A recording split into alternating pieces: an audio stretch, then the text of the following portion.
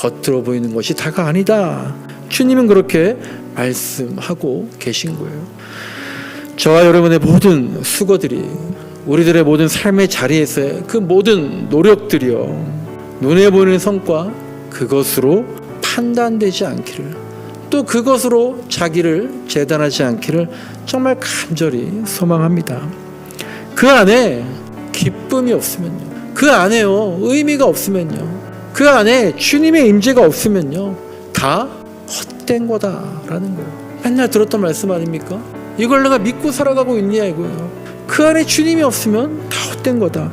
그래서 시편 127편 1절 잘 기억하시기 바랍니다. 사람의 수고는 헛되다는 거예요. 어떤 사람들의 수고가 헛되다는 겁니까? 주님과 동행하지 않고, 주님과 함께 집 짓지 않고, 나 혼자 열심히 집 짓는 거, 그거 다 헛되다라는 거예요.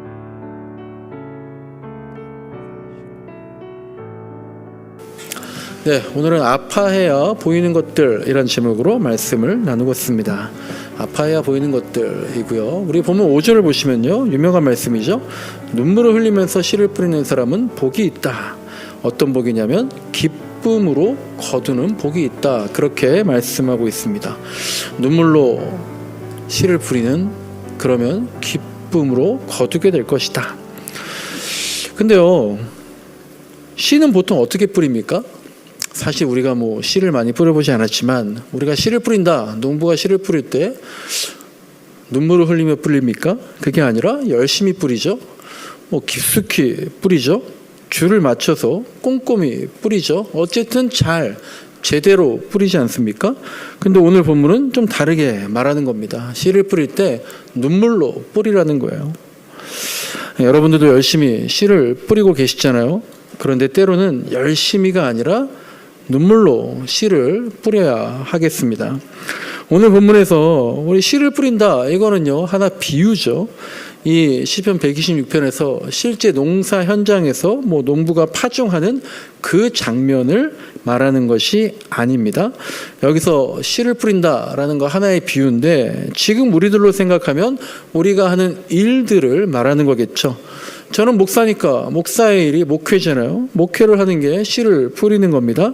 이렇게 설교하는 것이 씨를 뿌리는 것이고요. 성도를 돌보는 것이 씨를 뿌리는 것이고, 말씀을 연구하고 기도하는 것이 씨를 뿌리는 거고요. 그리고 복음을 전하는 것, 그리고 하나님의 뜻이 무엇인지 분별할 수 있도록 노력하는 것, 이게 다 제가 목회하면서 씨를 뿌리는 겁니다. 여러분도 마찬가지입니다. 사업을 하시는 분들, 직장을 하시는 분들, 어떻게 씨를 뿌립니까? 무언가를 찾아내고, 무언가를 연구하고, 그래서 무언가를 개발하고, 그래서 무언가를 제작하고, 무언가를 판매하는 거, 그런 게 다 씨를 뿌리는 겁니다. 학생들은 공부하는 것이 씨를 뿌리는 거겠죠. 주부는 미래를 꿈꾸는 것이 또 씨를 뿌리는 일입니다. 결국 씨를 뿌린다는 것은요, 우리의 각자 삶의 자리에서 계속해서 수고하는 모든 일들, 그게 바로 씨 뿌리는 일이다. 그렇게 말할 수 있겠습니다.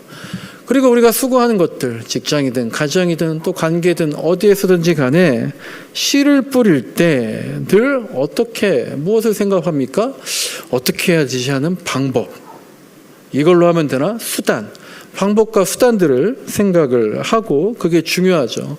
그래서 전략이 있어야 되고, 계획이 있어야 되고, 열심과 꾸준함이 있어야 됩니다. 그렇게 열심과 꾸준함으로 어떤 계획적으로 씨를 뿌릴 때 뭔가 결실이 있겠죠. 그런데 이상하다는 겁니다. 오늘 시편의 기자는 그런 방법, 어떤 수단, 계획, 목표 이런 것보다도 먼저 마음의 자세를 얘기하고 있는 겁니다. 열심히 제대로 씨를 뿌리기에 앞서서 먼저 어떻게 씨를 뿌리라는 거예요? 눈물로, 울면서 씨를 뿌리라고 하는 겁니다. 한 주간 저도 그렇고요, 여러분도 그렇고요, 많은 씨를 뿌렸습니다. 그 씨를 뿌리면서 울어본 적이 있습니까? 눈물이 난 적이 있습니까? 그리고 씨를 뿌리면서 아파한 적이 있습니까? 내가 하고 있는 분야들 여러 가지가 있습니다. 내가 함께하는 동료들 여러 사람이 있습니다. 매일 보는 나의 가족들 있습니다. 그들을 보면서, 그들이 하는 행동들을 보면서, 그리고 진행되는 일들을 보면서 우리의 마음속에 답답함을 느낀다든지, 왜 이렇게 답답하냐, 왜 이렇게 빨리빨리 못하냐, 어떻게 될까 초조함을 느낀다든지, 그래서 내가 분노를 표출하고, 생각이 다르니까 왜 그렇게 생각하니, 왜 이따위로 하니 지적하는, 그런 식으로 우리가 씨를 마구마구 던져버리지는 않았는지 먼저 돌아봤으면 좋겠습니다. 아니면 그렇지 않고 내가 정말 넉넉함과 애틋한 마음 가지고, 부족하죠. 부족함이 보이지만 나 역시 그랬었지, 나의 선배도 나의 부족함을 보았지, 그런 애정의 마음을 가지면서 그들과 함께 그 자리에서 성내는 것이 아니라, 답답하다는 것이 아니라, 분노하는 것이 아니라, 울분하는 것이 아니라 눈물로 씨를 내가 그들에게 심어 주었는가, 우리가 늘 돌아보면 좋겠습니다. 그래서 우리가 먼저는요, 무슨 일을 하든지, 어떤 일을 하든지, 어떤 자리에 있든지 정말 우리가 최대한 가능하면 그 많은 시간 속에서 공감의 눈물을 흘리는 것들, 서로를 격려하면서 씨 뿌리는 방법, 이렇게 뿌려야지, 이렇게 해야지, 이렇게 말해야지, 그런 방법보다는 씨 뿌리는 마음, 그 마음에 무엇이 있는지 그것을 나눌 수 있으면 좋겠습니다. 이 씨 뿌리는 마음, 씨를 뿌리는 자세, 이 시편 126편 묵상하다가 또 이런 생각이 듭니다. 아, 씨를 참 이상하게 뿌리는구나, 눈물로 뿌려라, 그런 생각이 들면서 또 다음으로 드는 생각이, 무언가를 이 씨 뿌린다는 건요, 뭐겠어요? 씨를 뿌린다. 봄에 뿌리잖아요. 보통 봄에 뿌리는데 뭔가 시작하는 거잖아요. 아, 씨를 뿌린다는 것은 무언가를 시작한다는 의미구나. 무언가를 다시, 혹은 무언가를 새롭게 시작한다는 그런 의미가 있는 것 같습니다. 오늘 본문에서 이스라엘이 그렇습니다. 이스라엘이 지금 무언가를 다시, 하지만 새롭게 시작할 때였거든요. 그것이 언제입니까? 1절부터 4절에 나옵니다. 특히 1절과 4절을 보시면요, 그들은 지금 바벨론 포로로 잡혀갔다가 어떻게 된 겁니까? 예루살렘으로 돌아왔다는 겁니다. 우리가 일본의 식민지로 있다가 포로로 끌려갔다가 만주에서, 일본에서 돌아오는 것처럼 이들이 바벨로니아에서, 포로에서 해방되어서 본토로 돌아오는 그런 장면입니다. 그래서 이제 원래 살던 곳, 내가 원래 살던 곳으로 돌아왔어요. 그리고 원래 성전이 있던 곳 예루살렘으로 돌아와서 씨를 뿌린다. 다시 모든 것을 새롭게 시작한다. 그것을 빗대어서 씨를 뿌린다라고 말하고 있는 겁니다. 그러니까 지금 드디어 돌아왔어요. 그리고 드디어 성전을 지어요. 얼마나 기쁘겠습니까? 얼마나 들떴겠습니까? 얼마나 꿈꾸는 것 같이 좋았겠습니까? 그래서 1절에서 우리가 포로에서 풀려나서 시온 예루살렘으로 돌아왔을 때 꿈을 꾸는 사람들 같았다, 그렇게 표현을 하고 있습니다. 우리가 뭔가 새롭게 시작할 때 항상 그렇잖아요. 흥분되는 일입니다. 가슴 뛰는 일이잖아요. 그리고 뭔가 새로 시작한다, 다시 시작한다, 기대가 되는 일입니다.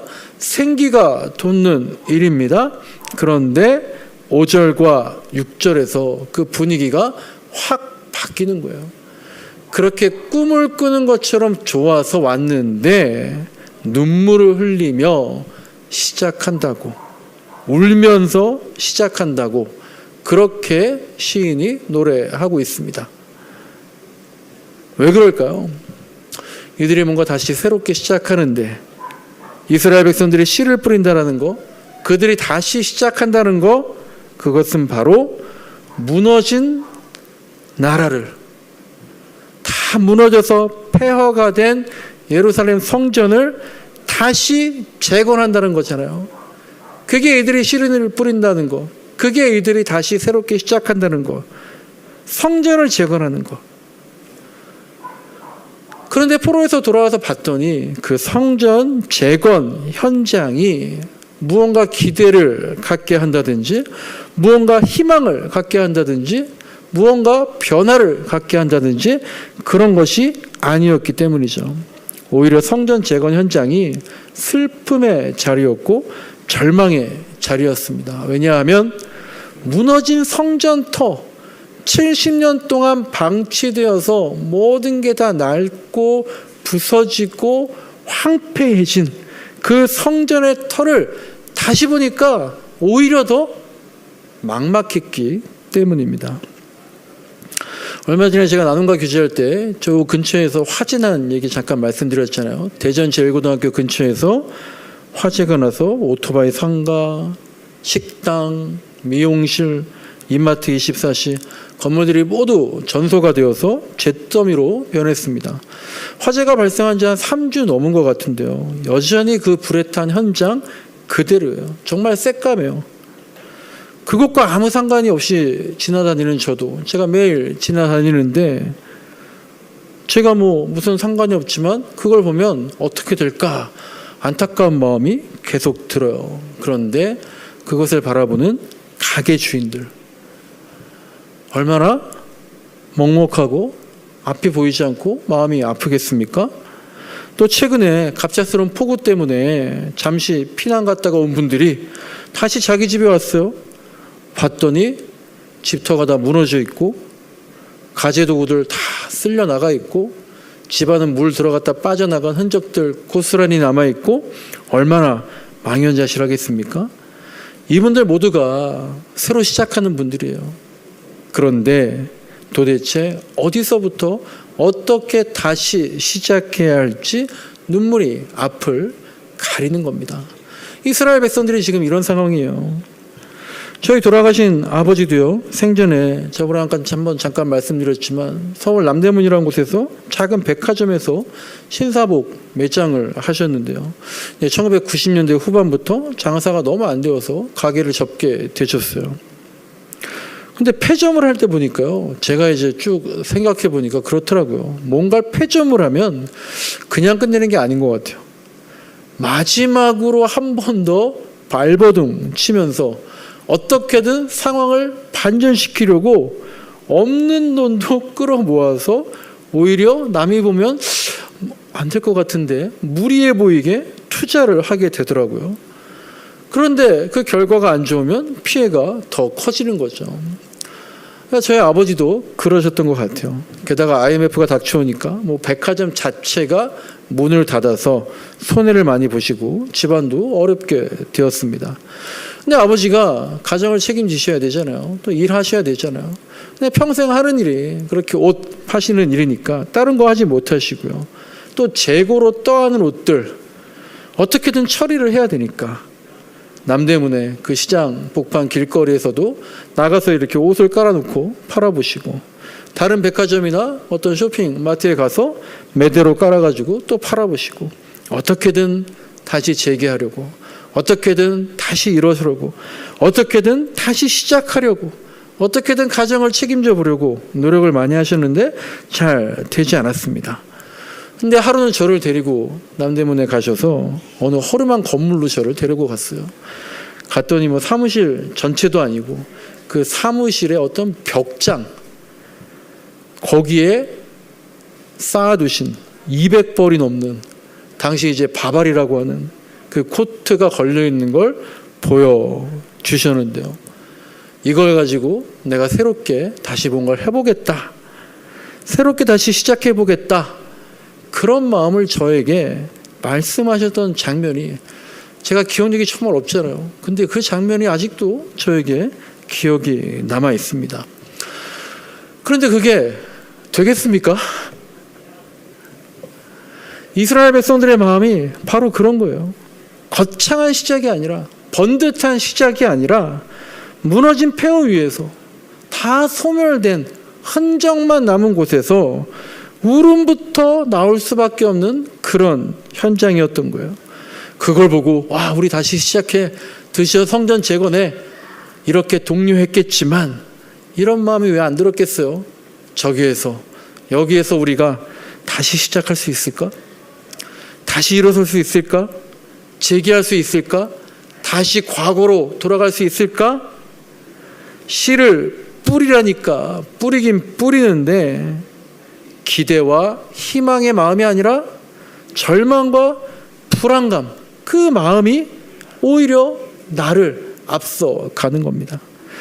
그러니까 눈물로 씨를 뿌릴 수밖에 없는, 울면서 씨를 뿌리며 다시 시작할 수밖에 없었다고 오늘 시편에서 얘기하고 있는 그 배경인 겁니다. 근데 성경은 그렇게 끝나지 않죠. 5절과 6절의 뒷문장은 어떻게 되어 있습니까?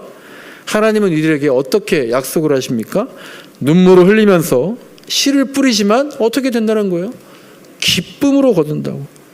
기쁨으로 단을 가지고 오게 될 것이라고 그렇게 말씀하고 있어요. 그러니까 우리가 이걸 믿으시기 바랍니다. 이걸 의지해야 돼요. 이걸 잊지 말아야 합니다. 그게 신앙이에요. 슬픔의 현장을 기쁨의 자리로 바꿔주시는 거. 야, 안 믿는 사람도 다 그래. 그게 인생이야. 그냥 막연한 기대, 인생은 세옹지마야. 그런 막연한 인생 섭리가 아니라 이게 바로 하나님의 뜻이다 라고 믿는 거, 고백하는 거, 그게 신앙이다라는 거예요. 그런데 우리가 이런 생각이 들 수 있어요. 저희 아버지 결국 재기 못하셨어요. 그냥 망하셨습니다. 또 많은 기독교인들이 있지만 모든 기독교인들이 다 성공하는 거 아니잖아요. 그런데 무슨 기쁨의 단을 거둔다고, 잘 될 것이라고, 성공할 것이라고 맨날 교회에서 그렇게 얘기하는데, 야, 그걸 어떻게 믿을 수 있냐? 그렇게 생각할 수 있습니다. 그런데 우리가 기준이 다른 거예요. 오늘 본문을 보셔도 그것을 알 수 있습니다. 곡식을 거둘 때는요, 아까 씨를 뿌릴 때 일반적으로 뭐 꼼꼼히 줄 맞춰서 열심히 그렇게 뿌리는데 눈물로 뿌린다 그랬잖아요. 근데 오늘 말씀 곡식을 거둘 때도요, 우리가 보통 어떻게 말해요? 추수할 때 보통 수익이 얼마가 났는지를 말하잖아요. 아, 올해 풍년이야, 흉년입니다. 아, 평년작은 했어요. 그렇게 얘기하잖아요. 예수님도 씨 뿌리는 비유에서 어떻게 말씀하셨습니까? 좋은 땅에 뿌려진 씨는 30배, 60배, 100배의 열매를 얻을 것이다. 그렇게 얼마를 거둘 것이다 라고 하는 수확량, 이걸 말씀하셨지 추수하는 사람의 마음 얘기하지 않으셨거든요. 그런데 오늘 본문에서는 추수하는 사람의 마음에 초점을 두고 있는 거예요. 기준이요, 수확량이 아니라 마음에 있다라는 겁니다. 100배의 열매를 거두게 될 것이다, 이렇게 말씀하지 않으시고 기쁨으로 거뒀다, 이렇게 말하고 있어요. 여러분, 우리 인생에 성과가 있어야 됩니다. 누구나 목표를 향해서 달려갑니다. 그런데 무엇이 성과인지, 지금 나에게 어떠한 성과가 필요한지 그 기준을 잘 분별해야겠습니다. 이것과 같습니다. 우리가 흔히 얘기하는 게 그거잖아요. 건강이 제일이다 라고 얘기하잖아요. 돈도 많이 벌고 명예도 얻게 되고 자식도 잘 키우고 누가 봐도 부러운 인생인데, 저분이 갑자기 왜 이래? 보니까 갑자기 병이 들어서 시들시들 그렇게 살아간다면 아무것도 아니더라. 우리가 계속 인생의 선배들에게 듣는 얘기잖아요. 그런데 오늘 성경에서 시편의 저자는 무엇이 제일이다 라고 말하는 겁니까?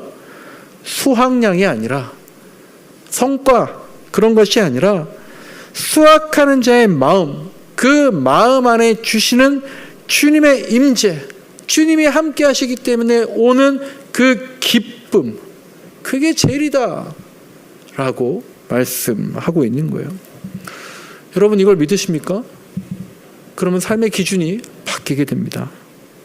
오늘 시편 126편은요, 성전을 재건하고요, 그 성전을 봉헌할 때 부른 노래입니다. 성전을 재건하고 또 봉헌하고 나중에 또 성벽 쌓고 그럴 때마다 성전 봉헌식을 하는데 그때 부른 노래예요. 그런데 성전을 재건해 놨더니요, 이전 성전하고 비교해 볼 때 너무나 초라하고 보잘것없었던 거예요. 성전을 재건하는데, 이 무너진 성전 재건하는데 20년 걸렸습니다. 근데 솔로몬이 예루살렘 성전 새로 지었을 때는 7년 걸렸어요. 그 7년에 비해서 거의 3배가 넘는 시간이 걸려서 성전을 재건했는데 해놓고 보니까 결과물은 오히려 너무나 초라했던 거예요. 20년간 씨를 뿌렸는데 7년간 씨를 뿌린 그것보다 결과가 좋지 않았던 겁니다. 그런데 하나님 말씀하시는 겁니다. 겉으로 보이는 것이 다가 아니다. 주님은 그렇게 말씀하고 계신 거예요. 저와 여러분의 모든 수고들이, 우리들의 모든 삶의 자리에서의 그 모든 노력들이요, 눈에 보이는 성과 그것으로 판단되지 않기를, 또 그것으로 자기를 재단하지 않기를 정말 간절히 소망합니다.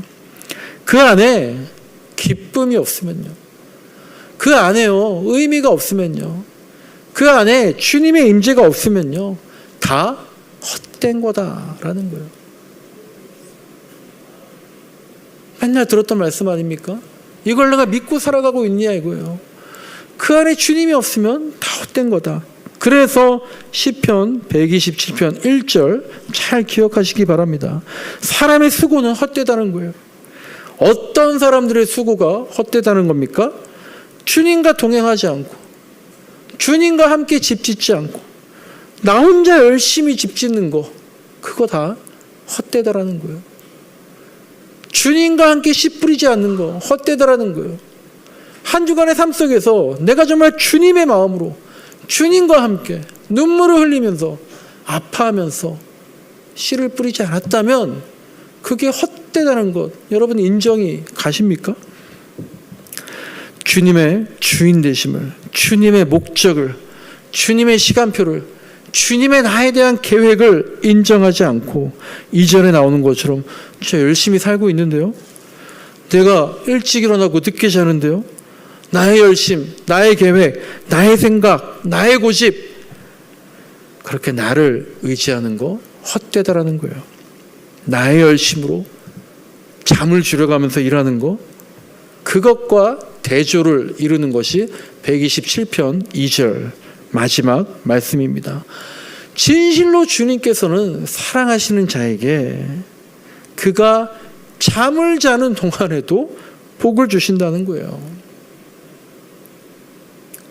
애써 아둥바둥하지 않아도요, 그 방향과 방법이 주님과 동행하고 있다면 자는 동안에도 주님이 알아서 은혜를 주신다는 겁니다. 참 놀라운 말씀입니다. 우리는 시간이 금이라고 하잖아요. 자는 시간 줄여가면서 일하잖아요. 시간을 쪼개면서 수면 시간 줄이는 것밖에 없으니까 그렇게 애를 씁니다. 그런데 그게 바로 모래 위에 집을 짓는 것과 똑같을 수 있다는 겁니다. 반석 위에 집을 짓는 것은 오히려 우리에게 쉼을 가져다 줄 수 있다는 말씀이에요. 하나님께서 집을 짓겠다고 하시는데 그 감독권을 빼앗아서 내가 애쓰려고 하지 말아야 하겠습니다. 내가 열심을 다한다는 것과 내가 주도권을 가진다는 거 전혀 다른 거예요. 주도권은 하나님한테 있는 거예요. 그래서 우리가 잘 아는 말씀, 잠언 16장 말씀을 늘 기억해야 합니다. 사람이 마음으로 자기의 길을 계획할지라도 그의 걸음을 인도하시는 분은 내가 아니라는 거예요. 하나님이랍니다. 마음의 경영은 사람에게 있어도 말의 응답은 하나님께 있다는 거예요. 마지막으로 눈물을 흘리면서 씨를 뿌린다는 것, 이 눈물을 흘리면서 씨를 뿌린다는 126편 5절 6절 말씀, 여기에서 하나를 더 생각해 보겠습니다. 오늘 설교 제목처럼요, 아파할 줄 알아야 한다는 겁니다. 아파할 줄 알아야 돼요. 아프면 눈물이 나옵니다. 그런데 여러분, 저만 느끼는지 모르겠는데 의외로 우리가 잘 아파하지 않는 것 같아요. 의외로 잘 울지 않습니다. 현대사회에서 사람들이요, 감정적인 과부하라는 게 있대요. 감정적인 과부하를 피하기 위해서 무반응 상태로 사는 경향이 현대인들에게 점점 더 강해진다는 겁니다.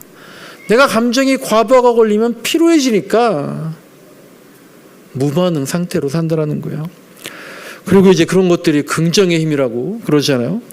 근데 그 긍정의 힘을 너무 많이 얘기 들어서 그런지 몰라도 정말 독한 긍정의 자세로 살려고 하는 것 같아요. 난 슬퍼하지 않아. 괜찮아. 잘 될 거야.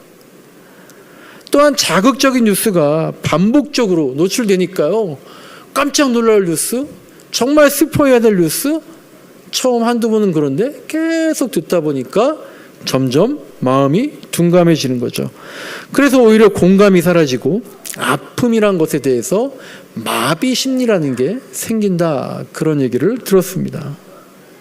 근데 여러분, 마음이 아프면요, 눈물이 흘러야 되잖아요. 물론 우리가 일부러 말을 막 아프게 할 필요는 없죠. 그건 자학입니다.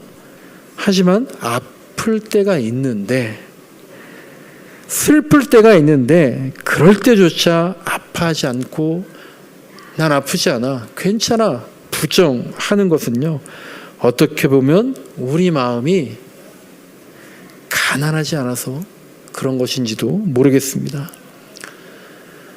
내가 할 수 있다고 교만해서 아파하지 않는 것일 수도 있어요.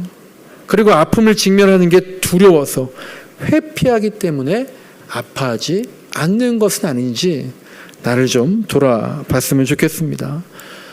마음이 아파야지 정서에 좋아? 물론 그런 것도 있겠죠. 제가 드리는 말씀은 마음이 아파야 신앙인들이 봐야 될 것들, 보이는 것들이 있다는 거예요. 눈물을 흘려야 보이는 것들이 있다는 겁니다. 상대방의 소중함도 그렇습니다. 떠나봐야, 그래야 그 사람의 소중함 느끼고요. 시간의 소중함도 그렇고요. 예배의 소중함도 그렇습니다. 소중한 건 상실되었을 때에 아픔이 오기 마련인데 보통 일상에서는 그 소중함을 알지 못할 때가 많은 것 같아요. 그런 것들을 잘 볼 수 있는 사람, 소중한 것들을 잘 볼 수 있는 사람, 아플 때 눈물 흘리는 사람, 그런 사람들에게서 따스함을 느끼는 겁니다. 그리고 우리 기독교인들이 그런 모습을 보여야 되고요. 우리 기독교인들은요, 어떤 소중한 것, 그런 것뿐만 아니라 생명에 대해서, 하나님이 창조하신 우리 피조물에 대해서 아파할 줄 알아야 됩니다. 그게 우리가 다른 거예요. 그게 하나님의 정신을 보게 하는 방법이에요. 이 생명들, 하나님의 창조 세계, 여기 아파야 하나님의 정신이 보인다라는 겁니다. 요새 새로운 정부가 산업재해와의 전쟁을 선포했어요.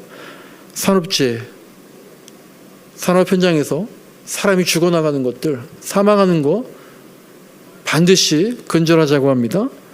근데 정말 신기하게도 저만 느끼는 건지 모르겠지만 그 얘기하자마자 더 많은 사망 사건이 알려지는 것 같아요. 근데 어제 뉴스 보니까요, 올해 상반기에만 산업 현장에서 노동자가 287명이 사망했다고 합니다. 근데 어떻게 보면 긍정적인 것도 있는 것 같아요. 딴 게 아니라 지금까지는 그런 뉴스가 보도조차 되지 않았다라는 거죠. 저도 어제 깜짝 놀랐어요. 287명이 죽었다는데 제가 들은 사망사건 뉴스는 10건도 안 되거든요. 정부에서 관심 가지니까 그런 사건들이 하나하나 공론화되는 것은 긍정적인 것 같습니다. 근데 정말 너무한 게 하루가 멀다 하고 같은 현장에서 또 사망사건이 나고, 그래서 책임지고 근절하겠다고 했지만 또다시 사건이 일어나는 거예요. 또다시 생명이 꺼지고 사람이 죽습니다. 왜 그럴까요?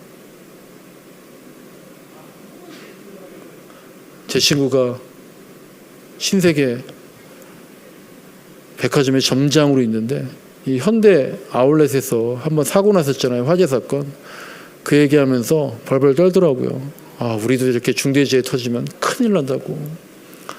근데 왜 반복될까요? 아파하지 않기 때문에 그래요. 그 노동자가요, 내 가족으로 보이지 않기 때문입니다. 그 노동자가요, 하나님이 창조하신 사람으로 보이지 않기 때문에 그래요. 생명보다도 뭐가 더 중요합니까? 원가 절감과 수익, 수확량이 더 중요해 보이기 때문입니다. 오죽하면 교회에서도요, 방송실에서 근무하던 외주 근로자가 있는데요, 과로로 사망하는 그런 사건이 작년 12월에 서울에 있는 대형 교회에서 있었어요. 이건 순교가 아니라 재해인 겁니다. 아파하지 않으면요, 인간이 보이지 않습니다. 아파하지 않으면요, 하나님 보이지 않아요. 아파하지 않으면요, 눈에 아무것도 보이지 않게 살아갈 수가 있습니다. 아파하지 않으면 이 세상에서 벌어지는 일들이 내 신앙하고 무슨 상관이 있느냐, 나는 그저 예배할 뿐이다, 이렇게 생각할 수 있다라는 거예요. 성경은 계속해서 말합니다. 그래서 제가 여러분들께 계속해서 말씀드립니다. 정의와 공의가 무너지면 아파해야 한다라는 거예요. 경제가 아무리 성장해도 어떤 시대에도 과부와 고아가 남아있는 걸요, 어쩔 수 없잖아. 그러더라도 아파해야 한다는 겁니다. 하나님의 나라가 새하늘과 새 땅이 이 세상의 보편적 기준이 절대로 될 수 없음에도 그렇게 되지 못하는 것들에 대해서 우리 기독교인들은요, 아파해야 됩니다. 아파하고 애린 마음이 있어야지 하나님의 창조가 보이고요, 예수님의 부활이 보이고요, 그리고 그 피조물인 사람과 이 자연이 보이게 되는 거예요. 그래야 보여야 사람을 소중하게 여기고, 보여야 창조를 보존하고 생명을 살리려는 성경의 정신을 실천할 수 있는 거 아니겠습니까? 말씀을 정리합니다. 씨를 뿌릴 때 때로는 뿌리는 방법이 아니라 뿌리는 마음이 더 중요하다 말씀드렸습니다. 씨를 뿌린다는 건요, 다시 시작한다는 거, 새롭게 시작한다는 겁니다. 근데 새로 출발하는 게 늘 흥분되고 기대되는 것이 아니라 잿더미에서 시작할 수도 있다는 건데, 그런데 그곳에서 흘린 눈물을 하나님은 기쁨으로 바꿔 주신다고 했습니다. 언제 그렇게 하신다고 했습니까? 내가 아닌 하나님이 직접 집을 세우시게 놔두면 그렇다라는 겁니다. 내가 하나님과 동행할 때, 그 예수님의 옆 빈자리에 내가 같이 있을 때 그럴 수 있다라는 겁니다. 마지막으로 드린 말씀은 아파해야 보이는 것들이 있다. 아파해야 소중함이 보이고, 아파해야 사람이 보이고, 아파해야 하나님이 보인다라고 말씀을 드렸습니다. 근데 우리가 하나 조심해야 됩니다. 아파해야죠. 난 너만 보면 마음이 아파. 난 이 나라만 보면 마음이 아파. 아파해야죠. 그런데 아프다고 하면서 너만 보면 마음이 아파, 이 세상 돌아가는 것만 보면 마음이 아파, 정죄하면 안 됩니다. 아파하는 기준이 내가 되어서는 안 된다는 거예요. 하나님의 마음이 아파하는데 기준이 되어야 하겠습니다. 내 기준이 견고해지면 성전도 무너지고 집도 무너지는 겁니다. 아프면 괴롭습니다. 그래서 아파서 너무 감당할 수 없을 것 같아서, 아프면 하나님 보인다고요? 저 감당할 수 없을 것 같아요.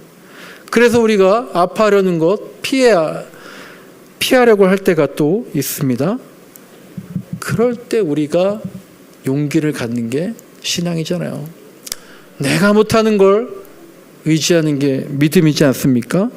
그럴 때 우리가 두려워하지 말고 겁내지 말고, 주님이 나의 집을 짓고 계시니까 나는 그 옆에서 눈물이 나더라도 같이 씨를 뿌린다면, 그렇게 아플 때에, 그렇게 아파할 때에, 그렇게 눈물 흘릴 때에 결국에 내 슬픔이 오히려 기쁨이 되고, 결국에는 이 세상에서 새하늘과 새 땅을 볼 수 있다라는 것, 그것을 우리가 이 예배를 통해서 우리의 입과 마음으로 고백하고, 이 예배가 끝난 삶의 자리에서의 그 예배에서 온몸으로 맞닥뜨려서 체험하고 고백하는 저와 여러분들의 신앙, 믿음이 되시길 간절히 소망합니다.